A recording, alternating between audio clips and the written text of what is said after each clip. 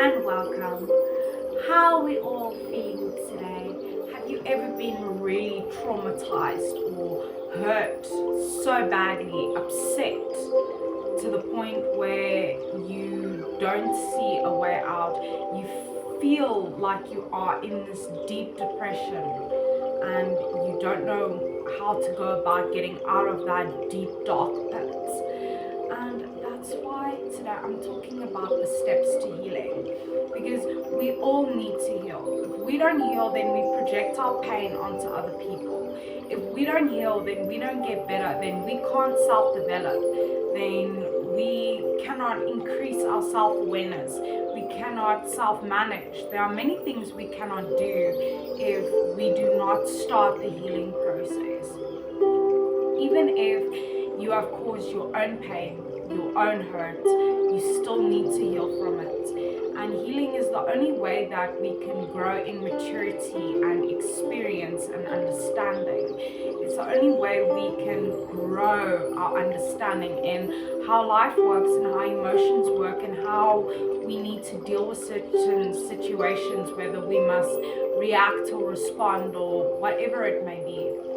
You need to heal from your pain. You need to heal from your trauma, because you can't carry pain, hurt, and trauma and depression for the rest of your life. You are going to end up hating life if you allow your hurt to constantly remind you of its presence and remind you that it's there and that you're not feeling okay and that you're not okay. And that's the thing.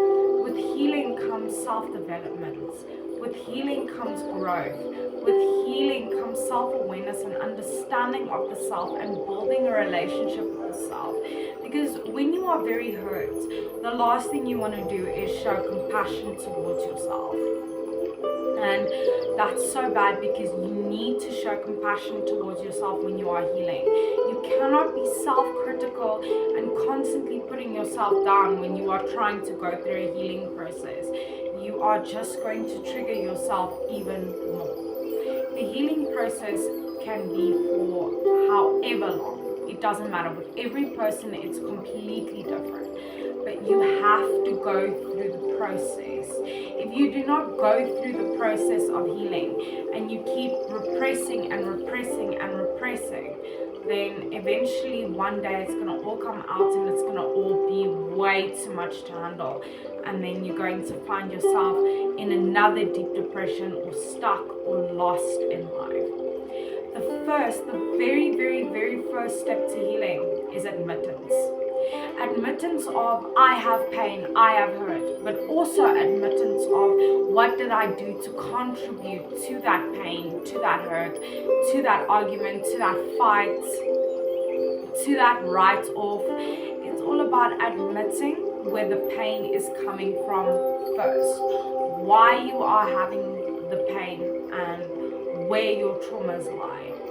That is the first step. The second step is to assume responsibility, to take accountability for what pain you could have caused or what you feel as well, because what you feel is just a reaction to other people's behaviors, and that's something that they cannot control. Even if they were aiming to hurt you, being hurt is still a reaction from your side. So it's important to assume responsibility for any pain, hurt, or anything you may have done to contribute to this situation.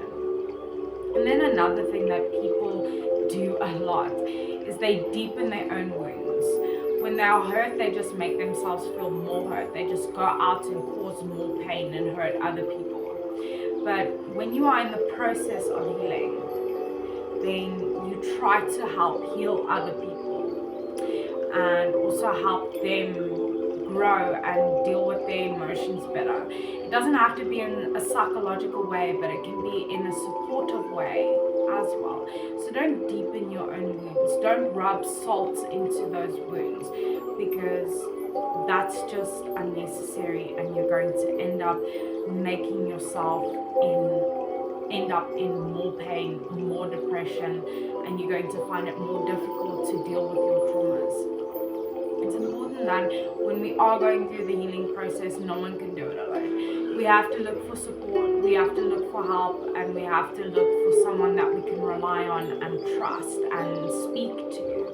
And then be your own cheerleader. Because when it comes to you and your own pain, don't make it worse. Be the person that you want for yourself to be strong and to be able to go through the stages of healing. Be your own cheerleader and make sure that you give yourself enough time to heal, because life is difficult. We hurt others and we get hurt. But if you don't assume responsibility and you don't admit to your pain, there is no moving past it. So look for support and be your own cheerleader, and make sure you go through the healing process with a positive mindset. So remember, you are unique and valuable. Take care of that beautiful person. Stay strong wherever you're from. You are worthy.